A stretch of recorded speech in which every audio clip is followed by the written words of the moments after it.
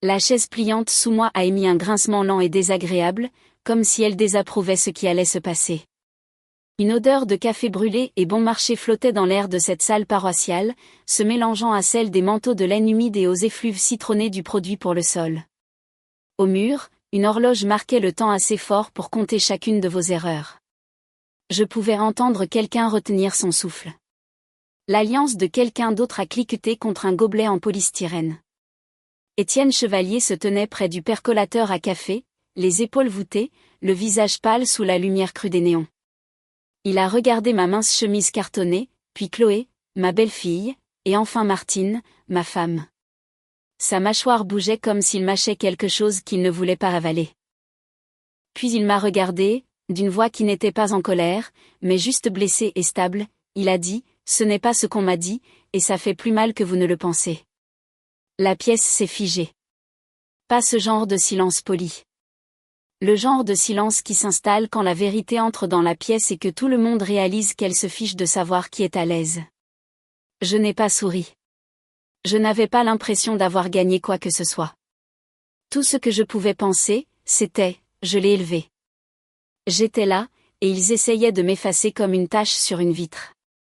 2 jours plus tôt, j'étais encore debout dans ma propre cuisine à Lille, avec une odeur de tarte aux pommes chaude dans l'air et une phrase suspendue entre nous qui allait changer le reste de ma vie. C'était un lundi gris de fin novembre quand j'ai découvert que je n'étais pas invitée dans l'histoire de ma propre famille. L'île portait son visage d'hiver, un ciel bas et gris, un vent du nord qui traversait votre veste comme s'il vous en voulait personnellement. La gadoue sur le parking du Crédit Mutuel avait pris cette teinte brune et sale, celle qui vous oblige à essuyer vos bottes 2 fois avant d'entrer dans un endroit décent. Je venais de terminer un chantier rue Nationale, à refaire le câblage d'une vieille boutique qui sentait encore le moisi et le vieux parfum du commerce précédent. Je suis électricien qualifié, un gars du métier. Mes journées sont régulières. Les fils électriques se fichent de vos sentiments. Ils ne se soucient que de savoir si vous faites le travail correctement. C'est ce qui m'a toujours apaisé dans mon métier. Si vous croisez le mauvais fil, ça disjoncte. Parfois, ça brûle. Mais au moins, les règles sont les règles. La famille, j'allais l'apprendre, peut tordre ses règles jusqu'à ce que vous ne vous reconnaissiez plus vous-même. Je suis entrée dans notre maison, notre modeste pavillon en briques rouges près de Villeneuve d'Ascq, les mains sentant encore légèrement le métal et l'isolant. Martine avait allumé le four, et cette douce odeur épicée de pommes et de cannelle envahissait la pièce comme une promesse. Elle portait son visage de sortie, même si ce n'était que moi. Coiffée, du rouge à lèvres, comme si elle répétait son rôle de femme agréable. Chloé a envoyé un message, dit-elle sans lever les yeux du plan de travail. J'ai desserré ma veste. Tout va bien? Elle et Étienne passent mercredi, juste pour dire bonjour avant de partir. Partir où? Martine marqua une pause. C'était léger, juste une demi-seconde. Mais j'ai câblé assez de vieilles maisons pour connaître la différence entre un bourdonnement stable et un scintillement dangereux. Rencontrer la famille d'Étienne, dit-elle. J'ai cligné des yeux. Ici? À Arras? Non, pas loin, mais assez pour faire un sac. Assez pour faire des projets. Et j'y vais aussi, ai-je demandé. Parce que c'est ce qu'on fait quand sa belle-fille se fiance officiellement. On se présente. On serre des mains. On sourit. On fait semblant d'être reconnaissant que quelqu'un aime votre enfant. Martine continuait d'étaler la pâte à tarte comme si elle l'avait offensé. Ce sera juste moi. Quelque chose de froid a glissé le long de ma colonne vertébrale. Et ce n'était pas la météo. Pourquoi, ai-je demandé. Elle a soupiré comme si je lui avais demandé d'expliquer la gravité. François, c'est compliqué. Cette phrase. Les gens l'utilisent comme une couverture. Comme si, en la jetant sur la vérité, vous arrêtiez de regarder la forme qui se trouve dessous. Chloé emmène Damien, dit-elle doucement. Je l'ai fixé. Damien Moreau. Martine a fini par croiser mon regard. Ses yeux étaient fatigués. Pas coupable, exactement. Juste résignée. Comme si elle avait déjà décidé de ce qui était le plus facile. Chloé veut son père là-bas. Martine a dit que la famille d'Étienne est très traditionnelle, très vieille France. J'ai failli rire, mais c'est sorti de travers. Traditionnel, ai-je répété. Alors je suis quoi, moi? Une mauvaise manière? François. J'ai levé la main. Je vis dans cette maison depuis 17 ans, Martine. J'ai payé la moitié de ce qu'il y a dedans. J'ai réparé chaque prise cassée, chaque fuite dans la salle de bain, chaque lumière de Porsche grillée. J'ai conduit Chloé au lycée quand ta voiture ne démarrait pas. Je me suis porté garant pour sa première voiture fiable quand elle avait 19 ans parce que Damien était introuvable. La bouche de Martine s'est pincée. Ne fais pas ça. Ne pas faire quoi? Tout ramener à l'argent. J'ai senti mon visage chauffer. Ce n'est pas une question d'argent. C'est le fait d'être là. Martine s'est retournée vers sa tarte. C'est une seule rencontre, François. Une seule rencontre, ai-je dit lentement. La rencontre où les familles se regardent dans les yeux et décident qui appartient au tableau. Elle n'a pas répondu. Le ventilateur du four s'est mis en marche. Quelque part dans le salon, la vieille horloge comtoise faisait tic-tac. Tic, tic, tic. Comme si le temps comptait les points. Ce soir-là, je n'ai pas dit grand-chose. J'ai mangé la soupe que Martine a posée devant moi. J'ai rincé mon bol. J'ai essuyé le comptoir par habitude, comme je le faisais toujours. J'ai noté mes heures de travail dans mon petit agenda de poche parce que c'est ce que je suis. Stable, prudent, le genre d'homme qui croit que la vie est surtout une série de petites responsabilités bien faites. Mais ma poitrine était serrée, pas comme une crise cardiaque, mais comme si quelque chose était comprimé en un point minuscule. Le lendemain matin, la trahison est apparue sur mon téléphone avant même que mon café ait fini de couler. J'étais debout dans la cuisine en chaussettes, regardant la cafetière crachoter, quand une notification Facebook est apparue. Je ne vis pas sur ce réseau, mais je l'ai gardé parce que Chloé y poste des photos. Parfois Martine aussi, quand elle veut montrer au monde qu'on est heureux. C'était une photo de Chloé. Elle l'avait postée tard la veille, pensant probablement que je ne la verrais pas. Ils étaient là, Chloé dans un manteau élégant, les cheveux bouclés, souriant comme si elle avait gagné un prix. Martine à côté d'elle, la main sur le bras de Chloé. Et Damien. Damien Moreau debout de l'autre côté comme un père fier, comme s'il n'avait pas manqué les anniversaires, les spectacles de fin d'année et cet hiver horrible où Chloé est tombée malade et où nous sommes restés aux urgences pendant 6 heures sous des néons qui donnaient à tout le monde l'air mort. Derrière eux, on voyait l'enseigne d'un restaurant chic d'Amiens. En légende, Chloé avait écrit « Soirée en famille ». Si reconnaissante d'avoir papa ici pour ça. Papa. Mon pouce a plané au-dessus de l'écran. J'ai senti un bourdonnement sourd dans mes oreilles. Et pendant une seconde, je suis revenue dans la marine, à 19 ans, debout sur un pont gelé, essayant de garder un visage neutre pendant que le vent me giflait.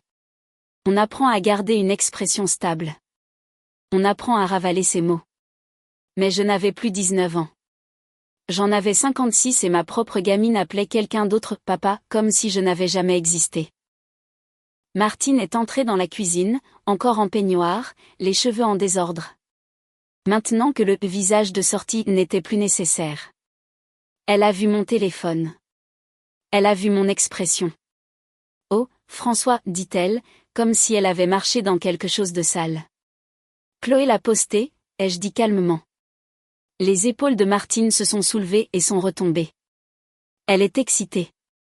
J'ai tourné le téléphone pour qu'elle puisse voir la légende. Ses yeux l'ont parcouru. Elle n'a pas scié. Elle ne m'a pas défendu.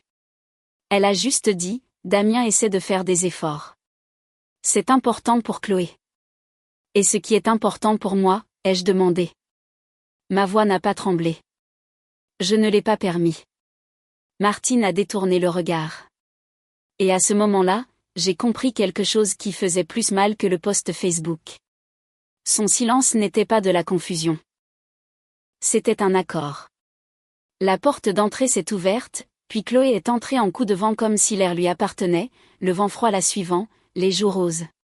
Elle sentait le parfum cher et l'air d'hiver. « Salut » dit-elle, radieuse. « Maman. »« François. » « Papa. » Même pas « François » avec chaleur, juste une étiquette. J'ai levé mon téléphone. Alors, tu as rencontré la famille d'Étienne? Le sourire de Chloé a vacillé une demi-seconde. Ouais. Et tu as emmené Damien? Elle a haussé les épaules comme si je lui avais demandé si elle avait acheté du lait. C'est mon père. Les mots ont frappé, mais les suivants ont frappé plus fort. Le regard de Chloé est devenu tranchant. Écoute, n'en fais pas toute une histoire. La famille d'Étienne est comme ça. Il voulait une première impression. Classe. Et je ne suis pas classe, ai-je demandé. Chloé a expiré, impatiente. François, tu n'es pas mon père. La cuisine était chaude. La cafetière sifflait. L'odeur de tarte flottait encore comme le souvenir de quelque chose de doux. Et pourtant, j'avais froid. Martine ne disait rien. J'ai fixé Chloé, cette femme adulte que j'avais aidé à élever. Et j'ai senti quelque chose en moi devenir silencieux et lourd. J'ai chuchoté parce que je ne faisais pas confiance à ma voix pour être plus forte que ça. D'accord, ai-je dit. J'ai compris. Chloé a cligné des yeux, presque surprise que je ne me batte pas. Martine continuait de fixer le comptoir comme s'il pouvait la sauver. Je suis passée devant elle dans le couloir, je suis allée dans la chambre et j'ai attrapé ma veste. Mes mains étaient stables, mais mon estomac se tordait comme un fil comptant trop fort. Derrière moi, Chloé a lancé, on part demain matin. Ne sois pas bizarre avec ça. Je n'ai pas répondu parce que dans mon métier, quand une ligne est morte, on arrête de l'alimenter. Et quelque chose en moi venait juste de mourir. Le lendemain matin, j'ai découvert qu'il ne voulait pas seulement que je sois silencieux. Il voulait que je sois invisible. Et les coups sur la porte de mon petit appartement, assez forts pour faire trembler le cadre bon marché, m'ont dit qu'il n'avait pas encore fini de m'utiliser. Les coups n'ont pas cessé quand je suis resté silencieux. Ils sont devenus plus forts, secs, en colère. Le genre de coup qui suppose que vous devez quelque chose à quelqu'un. Je me tenais dans la cuisine étroite de mon appartement en location, pieds nus sur le stratifié froid, regardant l'aiguille des secondes de l'horloge passer le 12. Tic, tic, tic. Le radiateur claquait comme s'il avait un avis sur la question. Quelque part à l'étage, la télé d'un voisin riait à une blague que je ne pouvais pas entendre. Je savais déjà qui c'était. J'ai ouvert la porte quand même. Martine m'a bousculé pour entrer, manteau à moitié zippé, les yeux flamboyants comme si elle avait répété ce discours dans la voiture. Chloé a suivi, la mâchoire serrée, le téléphone déjà en main comme une preuve à conviction. « Qu'est-ce qui ne va pas chez toi ?» a dit Martine dès que la porte s'est refermée. J'ai reculé pour leur laisser de la place. L'appartement sentait légèrement le café de la veille et le nettoyant citronné utilisé dans les couloirs de l'immeuble. Ce n'était pas grand-chose. Un canapé acheté d'occasion. Une petite table. Mes bottes alignées près de la porte, pointent vers l'extérieur, une habitude ancrée par des années à ne pas vouloir trébucher dans le noir. Chloé a croisé les bras. Tu n'as pas répondu à mes SMS. Je les ai reçus, ai-je dit. Alors pourquoi tu n'as pas répondu? Martine est intervenue. Tu agis bizarrement, François. Silencieux, froid. Je l'ai regardé. J'ai dit, d'accord. Ce n'est pas une réponse, a-t-elle claqué. Ce n'est rien du tout. Tu agis comme si on avait fait quelque chose de mal. Chloé a laissé échapper un rire sec. Ouais, comme si on t'avait trahi ou un truc du genre. Le mot est resté suspendu là. Trahi. Ma poitrine s'est serrée, et pendant une seconde, j'ai senti cette pression derrière les yeux, celle qui vient juste avant de dire quelque chose qu'on ne peut pas retirer. Je la sentais remonter le long de ma gorge. 17 années de commentaires ravalés s'alignant, prêts à sortir tous en même temps. J'ai pensé à mes quarts de garde dans la marine, à la fin des années 80, le vent de la mer du Nord fouettant le pont pendant les exercices. Comment on apprend à garder la mâchoire serrée et la bouche fermée parce que perdre son sang-froid ne vous réchauffe pas et ne vous ramène pas à la maison plus vite. J'ai pris une inspiration à la place. « Qu'est-ce que vous voulez ?» ai-je demandé. Martine a levé les mains au ciel. « On veut comprendre pourquoi tu es comme ça. »« Comme quoi ?»« Comme si on t'avait effacé, » a dit Chloé, le sarcasme dégoulinant. J'ai croisé son regard. « C'est ce que vous avez fait. » Le silence a craqué dans la pièce comme un disjoncteur qui saute. Martine m'a fixé. François. Vous êtes allé rencontrer sa famille, ai-je dit. Calme, stable. Vous avez emmené Damien. Vous leur avez dit qu'il était ton père, et vous m'avez dit de ne pas venir. Chloé a pouffé. C'était juste une rencontre. Ces rencontres comptent, ai-je dit. C'est là que les gens décident qui vous êtes. Martine a secoué la tête. Tu donnes à ça plus d'importance que ça n'en a. J'ai senti quelque chose se tordre en moi. Ah bon? Chloé s'est avancée. La famille d'Étienne fait très attention à l'image. Ils ont posé des questions sur la stabilité, sur le milieu social. C'était plus simple comme ça. Plus simple pour qui, ai-je demandé. Elle a hésité juste un instant. Assez pour tout le monde, a-t-elle fini par dire. Et voilà. Martine s'est massé les tempes. François, on avait besoin que ça se passe bien. J'ai laissé échapper un petit souffle. Vous aviez besoin de mon nom de famille, pas de moi. Aucune d'elles n'a nié. J'ai regardé autour de l'appartement, les murs nus, l'horloge qui tic-taquait, le porte-manteau avec une seule veste accrochée. J'avais déménagé 3 semaines plus tôt, me disant que c'était temporaire, un peu d'espace comme Martine l'avait appelé. Comme si on pouvait mettre 17 ans dans un carton et les empiler dans un coin. Chloé a fait un geste circulaire. Tu vois, c'est ce que je veux dire. Cette ambiance. Ça n'aurait pas collé. Quelque chose a lâché alors, pas bruyamment, mais intérieurement, comme un câble qui cède enfin. Je fais le même métier depuis 30 ans, ai-je dit d'une voix basse. Je suis à l'heure. Je paie mes factures. Je t'ai élevé quand ton père n'était pas là. Si ça ne colle pas, ce n'est pas mon problème. Le visage de Martine s'est durci. Tu n'as pas le droit de la faire culpabiliser. Je ne le fais pas, ai-je dit. J'énonce des faits. Chloé a levé les yeux au ciel. Les parents d'Étienne n'ont même pas demandé après toi. Ça a atterri plus lourdement que tout ce qu'elle avait dit d'autre. Ils n'ont pas demandé, ai-je répété. Non, a-t-elle dit, parce qu'on leur a dit que tu n'étais pas vraiment impliqué. Je l'ai fixé. Dit par qui? Elle a détourné le regard. Les lèvres de Martine se sont entr'ouvertes puis refermées, et soudain la pièce a semblé très petite. Tu leur as dit, ai-je dit à Martine. La voix de Martine a baissé. J'ai simplifié. J'ai ri une fois, un rire sec et sans humour. Tu m'as effacé. Martine a craqué.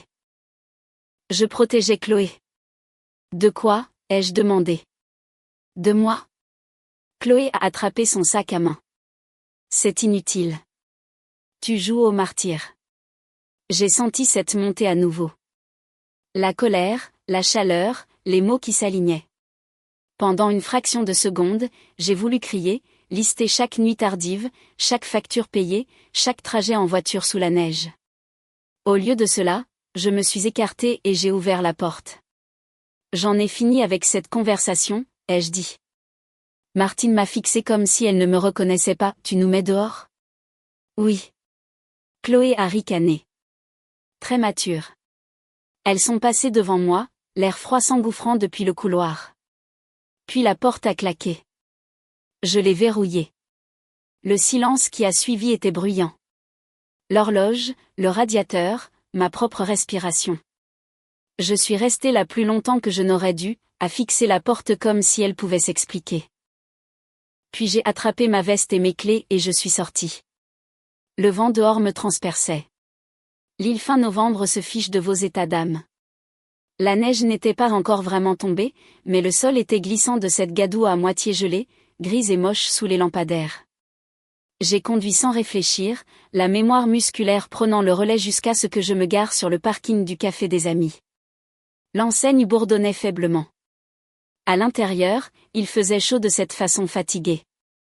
Vieux chauffage, vieilles odeurs de bière, de café et de tabac froid incrustés dans les murs depuis des décennies, à l'époque où les gens fumaient partout. Et personne ne s'en excusait. Quelques gars étaient assis aux tables, manteaux jetés sur les chaises.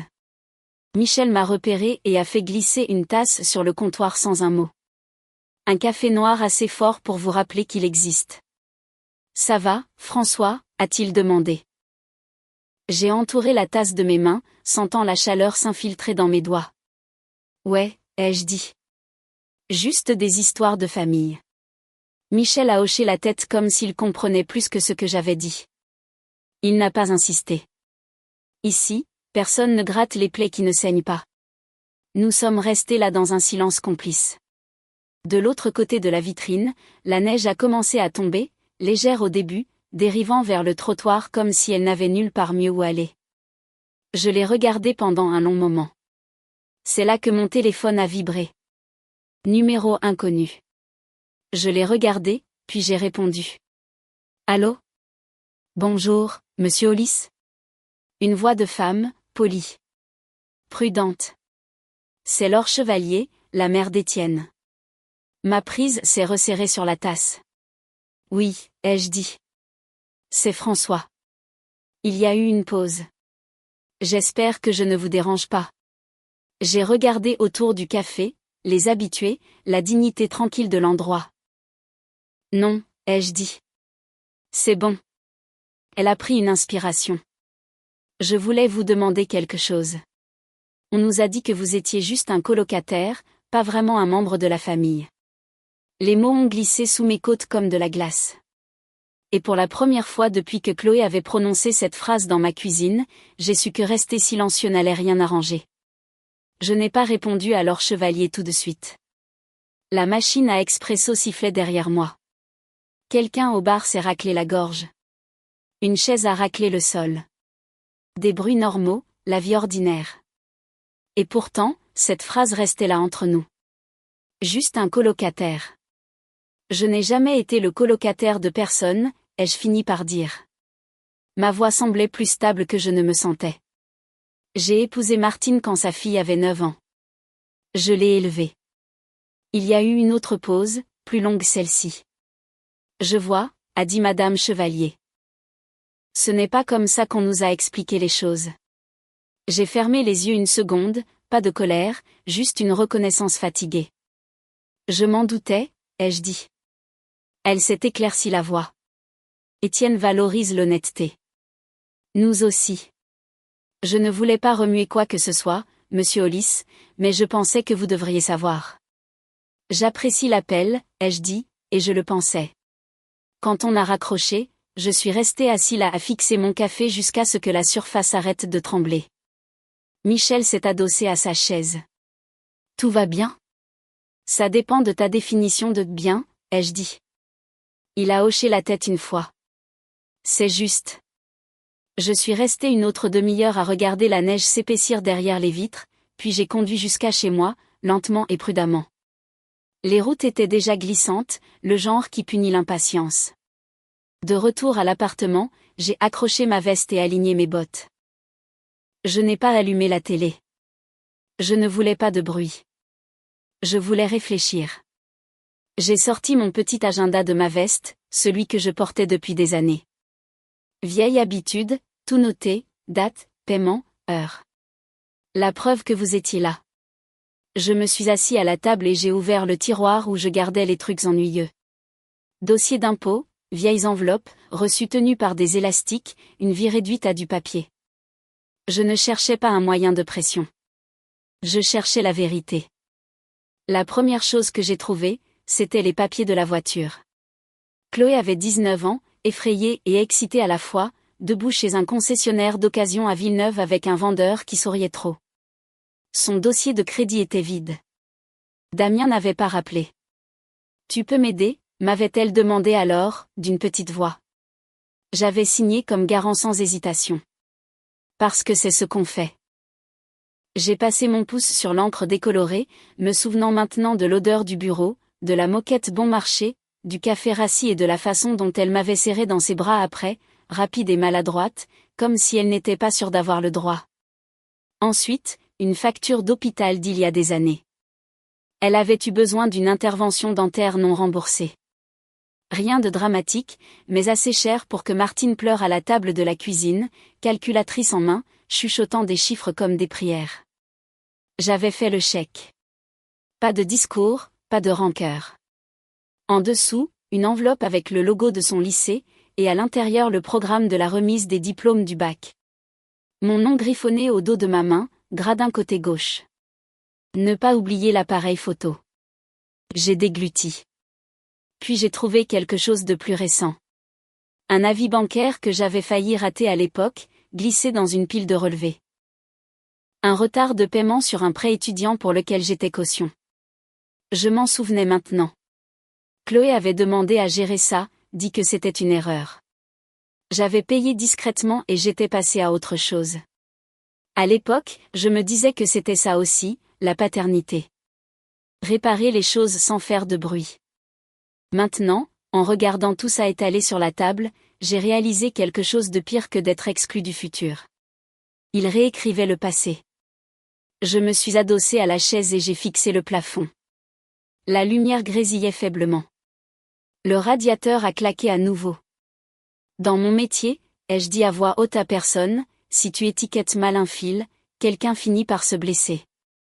J'ai rassemblé 3 documents et je les ai glissés dans une fine chemise cartonnée beige. Pas tout, juste assez. Le dossier semblait léger dans mes mains, plus léger que le poids qui pesait sur ma poitrine. Mon téléphone a vibré. Un SMS de Martine. Il faut qu'on parle. Je n'ai pas répondu. Un autre SMS est arrivé quelques minutes plus tard. Celui-ci d'une adresse email inconnue. Monsieur Hollis, nous organisons une petite réunion de famille à la salle paroissiale ce dimanche après-midi avant les derniers préparatifs du mariage. Si vous le voulez bien, nous aimerions votre présence. Linda Chevalier. Je l'ai lu 2 fois.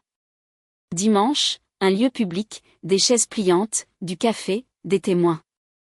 J'ai fermé le dossier et je l'ai posé soigneusement près de la porte. Si on allait parler de moi, j'avais décidé que c'était fini qu'on parle à ma place. J'ai relu l'email de Laure Chevalier le dimanche matin, même si je savais déjà ce qu'il disait. L'appartement était calme de cette façon matinale et vide. Pas encore de circulation. Pas de voisins marchant lourdement à l'étage, juste le bourdonnement bas du frigo et le tic-tac régulier de l'horloge au mur, gardant le temps comme toujours, que vous soyez prêt ou non. Je me tenais à la petite table de la cuisine avec une tasse de café refroidissant dans mes mains. Par la fenêtre, l'île semblait délavée et fatiguée. Une fine croûte de neige s'accrochait au bord du parking, grise de saleté comme l'hiver s'installe et refuse d'être jolie. Une réunion de famille. J'avais passé la majeure partie de la semaine à me dire que je m'en fichais. Que j'avais déjà dit ce que j'avais à dire quand j'avais chuchoté « d'accord » dans ma cuisine et que j'étais partie. Mais la vérité, c'est que je m'en souciais assez pour le sentir dans mes épaules quand je me réveillais, tendue et courbaturée comme si je m'étais préparée à un choc dans mon sommeil. Je me suis douchée, rasée, et j'ai mis ma bonne veste, celle sans trace de peinture sur les manches. L'habitude, encore. On montre du respect quand on entre chez quelqu'un d'autre, même s'ils ne vous en ont pas montré en premier. Le dossier était sur la table, fin et simple.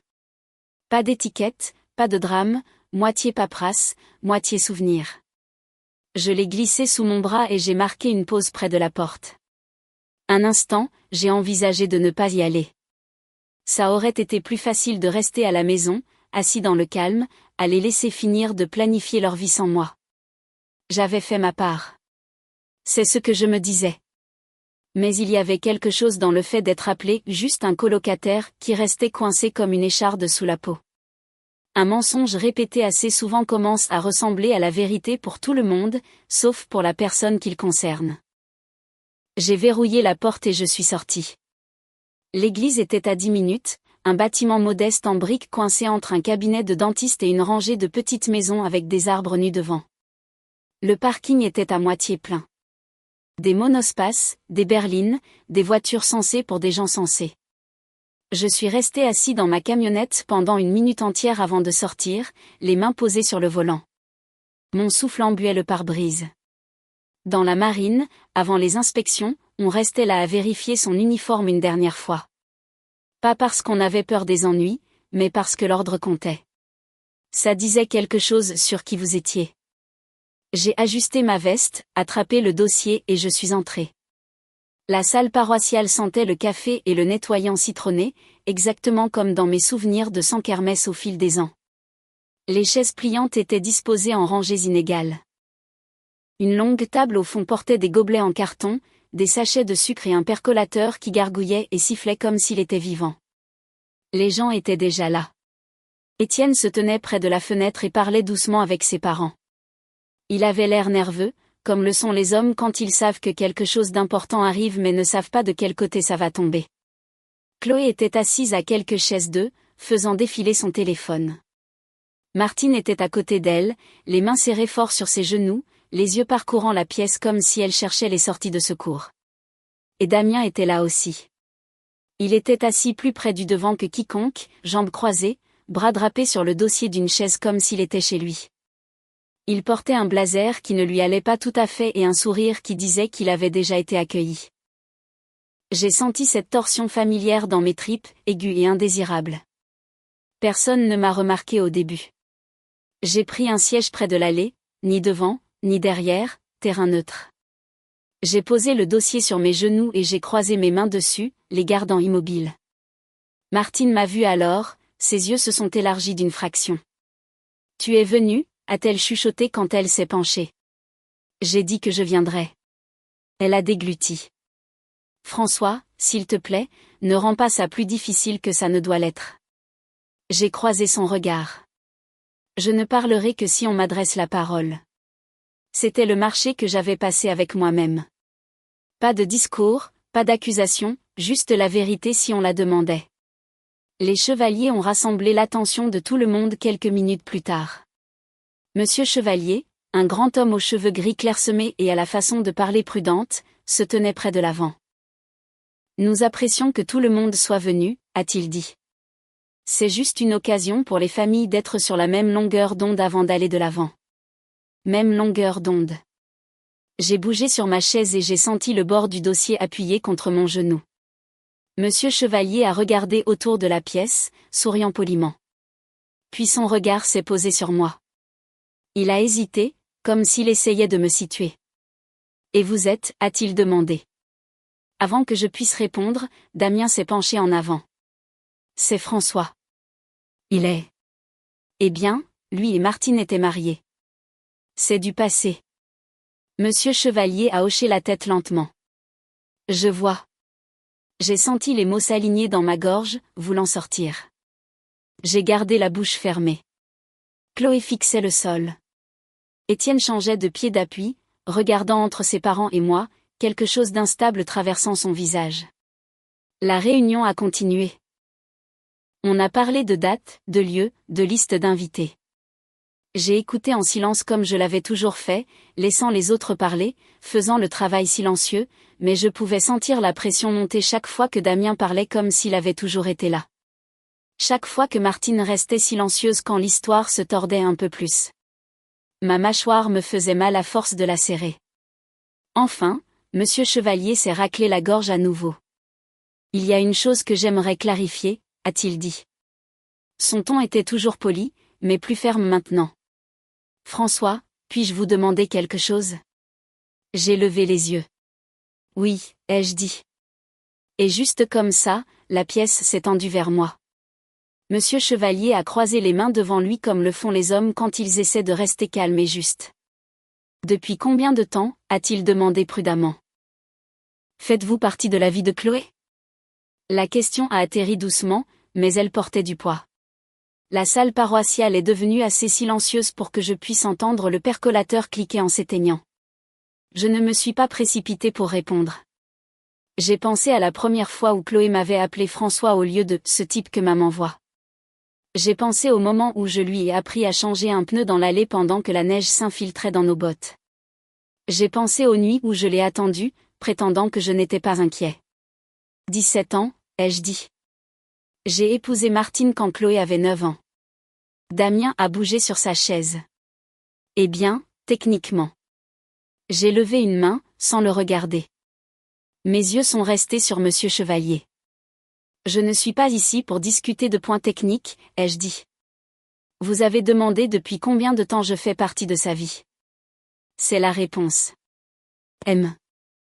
Chevalier a hoché la tête lentement, et pendant ce temps, j'ai senti le dossier sous ma main, le bord fin du carton, les coins que j'avais lissés ce matin-là. J'étais là, ai-je dit. Constamment. Damien a laissé échapper un petit rire bref. Allez, tu fais passer ça pour. Monsieur Chevalier a levé un doigt, l'arrêtant. Laissez-le finir.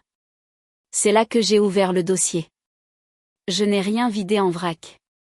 Je n'ai pas fait glisser les papiers sur la table comme si je présentais une affaire judiciaire. J'ai pris un document à la fois, le tenant juste assez longtemps pour expliquer. Ceci est une caution solidaire pour la première voiture de Chloé. J'ai dit.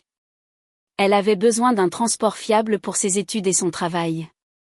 Son père biologique n'était pas disponible. La mâchoire de Damien s'est serrée. Ceci est une facture médicale. J'ai continué, ma voix stable. De quand elle avait 12 ans. Rien de dramatique, juste quelque chose qu'une famille gère. J'ai replacé le papier dans le dossier. Soigneux, net. Et ceci, ai-je dit en sortant le programme de remise des diplômes, c'est de son bac. J'étais assis dans les gradins côté gauche pour pouvoir prendre une photo claire quand elle passerait. Chloé a levé les yeux alors. Son visage était devenu pâle. J'ai croisé son regard juste une seconde, pas accusateur, pas en colère. Juste honnête. Je n'ai pas gardé ça pour prouver quoi que ce soit, ai-je dit. Je les ai gardés parce que c'était ma vie. Le silence s'est épaissi. La mère d'Étienne a pincé les lèvres. Étienne fixait le sol, puis a levé les yeux vers Chloé. Est-ce que c'est vrai ? A-t-il demandé doucement. Chloé a ouvert la bouche, l'a refermée, ses doigts crispés autour de son téléphone. Damien s'est penché en avant. Écoutez, on donne à tout ça des proportions énormes. Je suis son père. Étienne s'est tourné vers lui. Alors pourquoi rien de tout ça n'a été mentionné ? Damien a haussé les épaules. Ça ne semblait pas pertinent. C'est là que Martine a parlé pour la première fois depuis un moment. Je ne pensais pas que ça comptait, a-t-elle dit doucement. On voulait juste que les choses soient fluides. Monsieur Chevalier a expiré par le nez. Fluide n'est pas la même chose qu'honnête. Personne n'a argumenté. Étienne s'est levé, passant une main dans ses cheveux. Sa voix était calme, mais il y avait quelque chose de brisé dedans.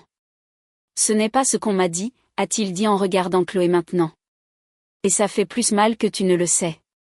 Les mots sont restés là, lourds et définitifs. Personne n'a bougé. Je ne me sentais pas victorieux. Je ne me sentais pas soulagé. Je me sentais fatigué. Le genre de fatigue qui s'installe après avoir porté quelque chose trop longtemps et l'avoir enfin posé. Étienne a reculé vers la porte. J'ai besoin d'air, a-t-il dit. Ses parents ne l'ont pas arrêté. Quand la porte s'est refermée derrière lui, la pièce a semblé plus petite. Damien fixait droit devant lui. Les épaules de Martine se sont affaissées.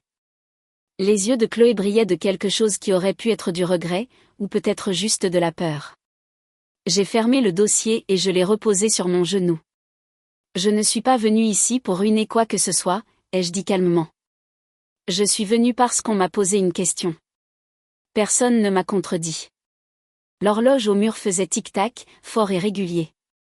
Et pour la première fois depuis longtemps, la vérité n'avait plus nulle part où se cacher. Les retombées n'ont pas explosé d'un coup. Elles se sont répandues comme le froid dans une maison mal isolée. Elles se sont glissées dans chaque coin au cours des jours suivants. Dès le lundi matin, les coups de fil ont commencé. Discrets, prudents, des gens de la paroisse demandant comment je tenais le coup. Une des amies de Martine laissant un message vocal qui commençait par « Je ne veux pas prendre parti », mais et finissait par un silence. Martine n'est pas rentrée ce soir-là. Je n'étais pas surpris.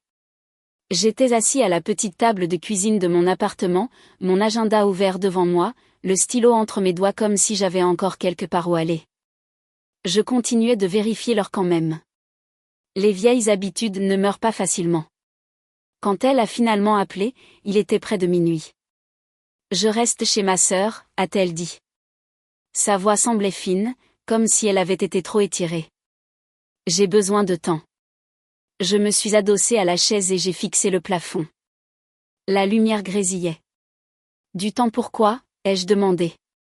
Pour réfléchir, a-t-elle dit. Tu as humilié Chloé. Tu nous as tous humiliés. J'ai laissé ça reposer un moment. J'ai répondu à une question, ai-je dit, dans une pièce où j'étais invitée. Tu n'étais pas obligé de dire tout ça, a-t-elle claqué. Tu n'étais pas obligé d'apporter des papiers. Ils ont demandé depuis combien de temps je faisais partie de sa vie, ai-je dit. Qu'est-ce que j'étais censée faire? Mentir mieux que toi? Elle a pris une inspiration brutale. Ce n'est pas juste. Faire semblant que je n'existais pas ne l'était pas non plus, ai-je dit. La ligne est devenue silencieuse. Puis Martine a dit quelque chose qu'elle n'avait pas prévu. Je savais que Damien lui parlait. Elle a admis, depuis des mois. Ma prise s'est resserrée sur le téléphone. Tu savais, ai-je dit.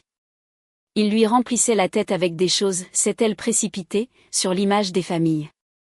Sur ce que les parents d'Étienne attendraient. Je ne pensais pas que ça irait aussi loin. Mais tu as laissé faire, ai-je dit. Je n'ai pas arrêté la chose, a-t-elle chuchoté. C'était le moment où quelque chose en moi a finalement basculé.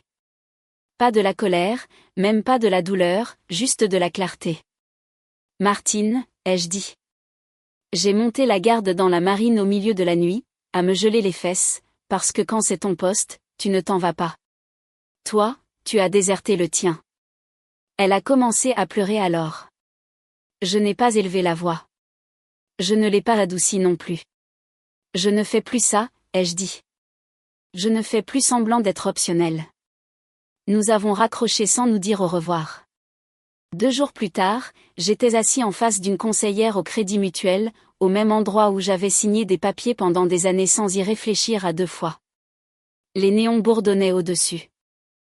Dehors, la neige avait transformé le parking en une soupe grise de gadou et de traces de pneus. Je ne cherche pas à punir qui que ce soit, ai-je dit, les mains croisées sur le bureau.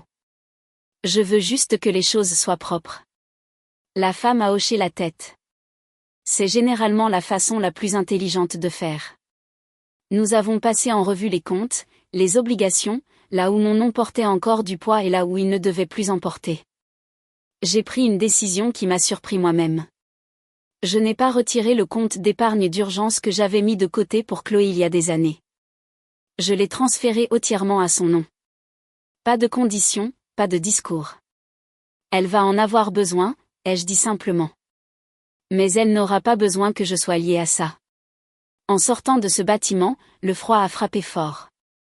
Le vent venant de la Deule traversait ma veste, et pendant 1 seconde, je suis restée là à le laisser faire. Dans la marine, on apprend la différence entre le froid qui fait mal et le froid qui vous réveille. Ce soir-là, seul dans mon appartement, le silence semblait plus lourd qu'avant. Le radiateur claquait. L'horloge tic-taquait. J'ai pensé aux longues nuits sur le navire quand tout le monde dormait, et que la seule chose qui vous tenait compagnie était l'eau sombre et vos propres pensées.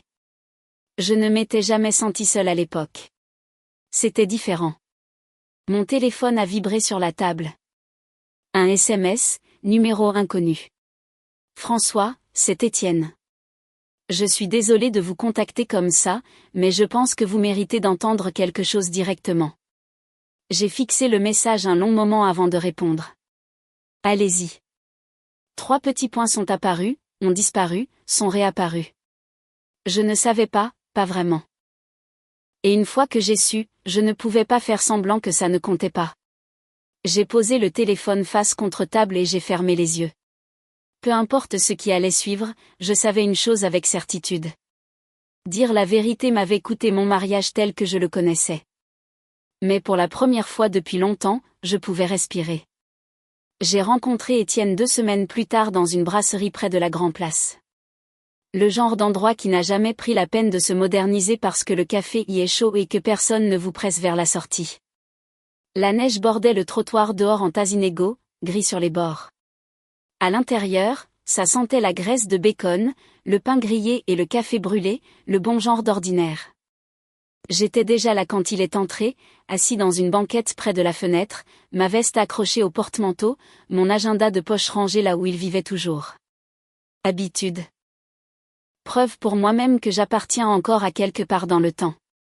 Étienne m'a repéré et a hésité comme s'il n'était pas sûr que j'ai changé d'avis. Puis il s'est approché. Monsieur Hollis, a-t-il dit. François, ai-je corrigé doucement. Assieds-toi. Il a glissé dans la banquette en face de moi, les mains serrées fort devant lui. Il avait l'air fatigué, pas en colère, juste usé par la déception. Je voulais dire ça en face, a-t-il dit. Je vous respecte plus que son père biologique. Je n'ai pas répondu tout de suite. La serveuse est passée, a rempli mon café, a lancé à Étienne un regard comme si elle pouvait dire que ce n'était pas un petit déjeuner décontracté. Quand elle est partie, j'ai dit, le respect n'est pas quelque chose qu'on dit pour améliorer les choses. C'est quelque chose avec lequel on vit. Il a hoché la tête. C'est pourquoi je suis là. Il m'a dit que sa famille avait mis le mariage en pause. Pas annulé, pas avancé, juste arrêté. Nous tenons à l'honnêteté, a-t-il dit. Si un mariage commence par un mensonge, il n'a pas beaucoup de chances de tenir. J'ai regardé une déneigeuse passer lentement dehors, la lame raclant des étincelles quand elle frappait le pavé inégal. Chloé a peur, a-t-il ajouté. Elle ne sait pas comment réparer ce qu'elle a cassé. J'ai remué mon café lentement. Certaines choses ne se réparent pas de la façon dont les gens le veulent. Il a dégluti. Elle m'a demandé de vous dire. Elle est désolée. Ça a atterri plus doucement que je ne m'y attendais. Elle ne savait pas comment le dire elle-même, a-t-il continué. Alors, elle a envoyé ça. Il a fait glisser son téléphone sur la table. Un court message était sur l'écran. Merci pour tout. Je ne savais pas comment tenir les deux vérités à la fois. Je l'ai fixé plus longtemps que nécessaire. Parfois, ai-je dit doucement, les gens pensent que choisir une histoire signifie en effacer une autre. Ce n'est pas comme ça que ça marche. Étienne a hoché la tête. J'essaie encore de comprendre les choses. Moi aussi, ai-je dit. Nous avons fini notre café en silence. Pas gênant, juste honnête. Quand je suis sortie dans le froid après ça, l'air semblait tranchant mais propre. Le genre qui vous vide la tête. J'ai serré ma veste plus fort et je suis restée là un moment, regardant mon souffle s'envoler. Martine a appelé plus tard ce soir-là. Je n'ai pas répondu. Je n'étais plus en colère. J'avais fini de vivre dans un espace où ma valeur dépendait de quelqu'un d'autre prononçant mon nom. Des semaines ont passé, puis des mois. Je me suis installée dans un rythme plus petit. Travail, café, soirée assez calme pour m'entendre penser. J'ai réparé des choses dans l'appartement qui n'avaient pas besoin d'être réparées juste pour me rappeler que je le pouvais encore. Un matin, assis dans cette même brasserie, j'ai ouvert mon agenda et j'ai commencé à planifier l'avenir.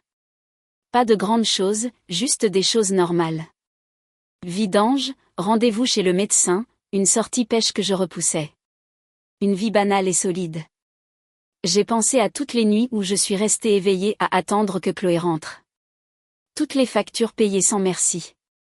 Tous les moments que personne n'a vus. Et j'ai réalisé quelque chose qui ressemblait à la paix.